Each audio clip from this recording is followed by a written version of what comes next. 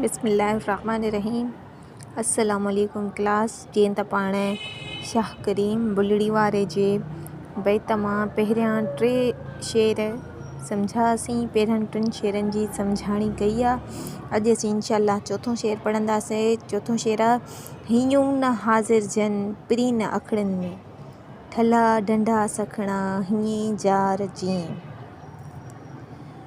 हिन बैत में शाह साहब फरमाए थो त जन माण्हुनि जे मन में अल्लाह ताला जी यादि यानी धणी सकोरे जी ज़िक्र सां जन जी दिलि आबाद नथी थिए या संदसि अखियुनि में पिरी मौजूदु न आहे, यानी मौला करीम संदसि दिलनि में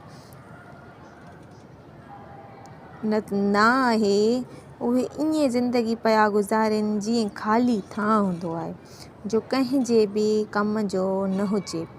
हिन बैत जी ज़ाहिरी माना इहा बि आहे त जन इंसाननि हयातीअ जो मक़सदु मुक़ररु न कयो आहे या मक़सद लाइ जा खोड़ नथा कनि, से ज़िंदगी अजाई गुज़ारनि था। छो त ज़िंदगी में को न को मक़सदु मुक़ररु ज़रूरु करिणो पवे थो। को न को ज़िंदगी के गुज़ारण लाइ को न को तव्हांजी ज़िंदगी में मक़सदु ज़रूरु हुजे।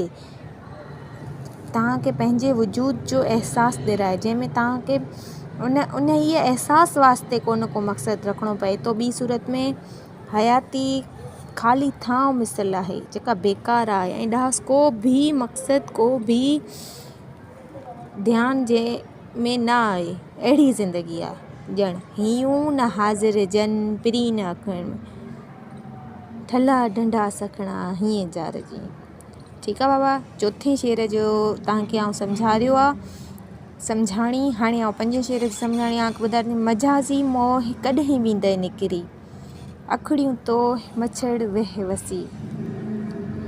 हिन ॾोहीड़े में हज़रत शाह करीम साईं फरमाइनि था त हीउ जेको मजाज़ी इश्क़ आहे यानी दुनियावी या ज़ाहिरी इश्क़ जी छिक आहे जेका, इहा सची हक़ीक़त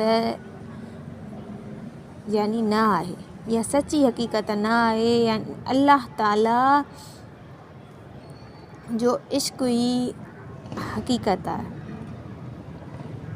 ऐं जंहिंखे तो हक़ीक़त सम्झो आहे उहो हिकु सैराब आहे, जंहिं करे इन सां जे पुठियां न डोड़।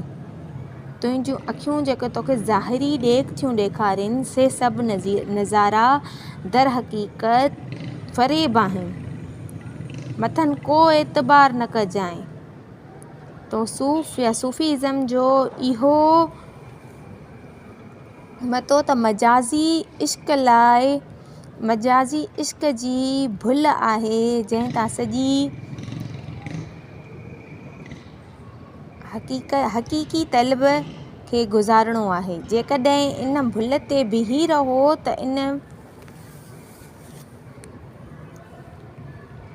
इन जो दौलाप ठगी वेंदो।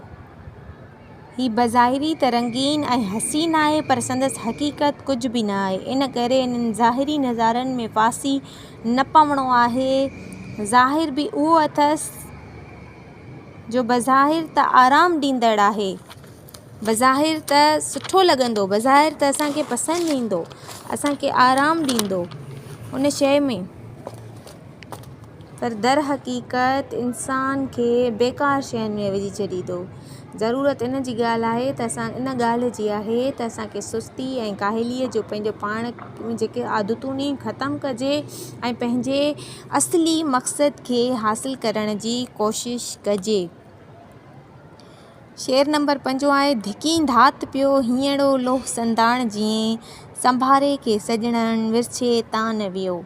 हिन ॾोहीड़े में शाह करीम रहमतुल्लाह अलैहि साहब फरमाए थो त संदसि दिलि में ज़माने जे ॾुखनि ऐं सूरनि जा ईअं धक लॻा आहिनि जीअं को लोहार कंहिं लोही शइ ठाहिण लाइ सांडाण जे ते मतिरके सां धक हणंदो आहे। अहिड़नि सूरनि बावजूदु पंहिंजे पिरीअ यानी अल्लाह पाक जी यादि कंदे कंदे ख़ामोश थी न वेठो आहे।